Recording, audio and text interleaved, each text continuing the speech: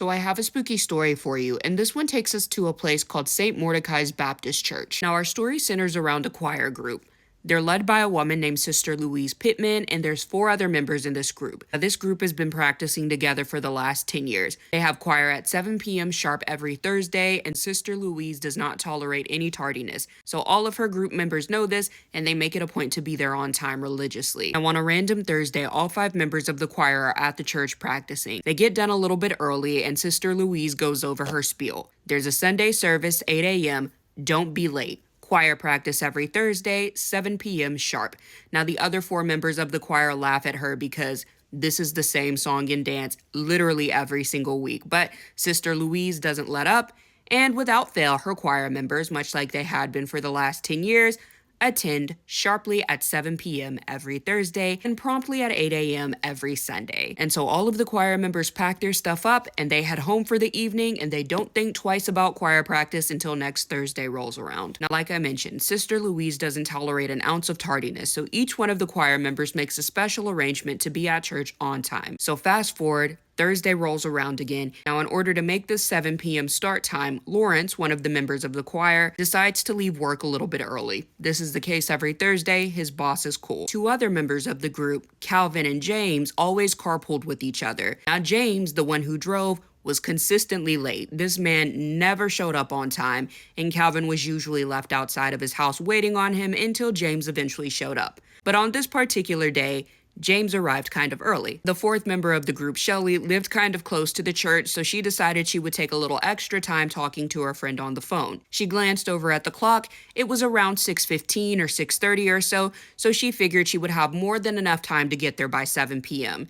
And she let the conversation go on a little longer with no problem because she knew she would have plenty of time to spare. Now, the group's leader, Sister Louise, lived right around the corner from the church, and she always made a habit of walking to and from the church in order to get some steps in. And everything was going off like it normally did, except when Lawrence got into his car that afternoon, his check engine light came on and his car wouldn't start. And even though James was early picking up Calvin, as they were riding down the road, James hit something, his tire blew out, and it forced him to pull over. And Shelly, despite giving herself 30 extra minutes to get to church, realized that the clock she was looking at all afternoon had actually died. The batteries were dead in it. So although the time on the clock actually said 6:30, it was actually closer to around 6:55. And that meant with the 15-minute commute, Shelly was definitely going to be late. Now, Sister Louise, on the other hand, had no reason to be late to church that day. She literally lived right around the corner. She planned to do what she always did, put on those walking shoes and get to stepping.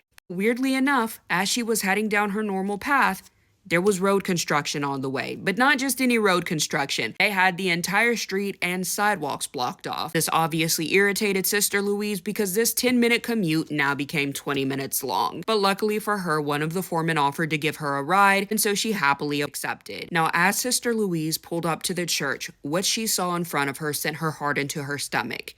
Where St. Mordecai's Baptist Church should have been was now a flaming mess. The entire church was up in smoke, fire everywhere. A part of the wall had collapsed, and her church members nowhere to be seen. But as she continued to ask what was going on, there in the distance, on the other side of the caution tape luckily, were the other 4 members of her choir. And as she went over to talk to them, they all told her a very similar story. For the first time in 10 years, after arriving promptly at 7 p.m. every Thursday, Shelly, who was always early, ended up being late because the clock was broken in her house. Cal and James, who were always late but on time, ended up having to pull over, which added about 20 minutes onto their trip. Now, Lawrence, who worked all the way across town, ended up having to call a tow driver, and the tow driver took an additional hour, which put him another 35 minutes out of the way. As for Sister Louise, that detour took her approximately 10 minutes out of the way, which was really fortunate for her because the church had blown up 7 minutes ago. A gas main had broken, and as she stood there looking at the ruins of the St. Mordecai's Baptist Church, she realized that all 5 members of the choir, herself included, were meant to be in that church that day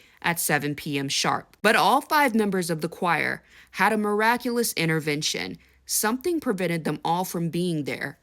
Right time, wrong place. Now, This is a story of the burnt toast theory, and up until you guys started dropping it in the comments, I had no idea what it was. But after looking it up, I found out that burnt toast theory is a theory that says small or minor setbacks can lead to positive outcomes in the future. And one of the biggest examples we have of this is 9/11. There are stories of people being late to work. The alarm clock wouldn't work. Their shoes were miraculously missing. They couldn't find their keys. Every single moment of that delay saved them from being at the place that would have otherwise unalived them. And just an update, I will be doing the reader tells again. I had just gotten really busy, so if you've submitted stories, just know I am going through them and I will be posting them again soon. Anyways, let me know what you guys think of this story. If you have any burnt toast theory stories you'd like to share in the comments, go ahead and do so, and I will see you guys in my next video.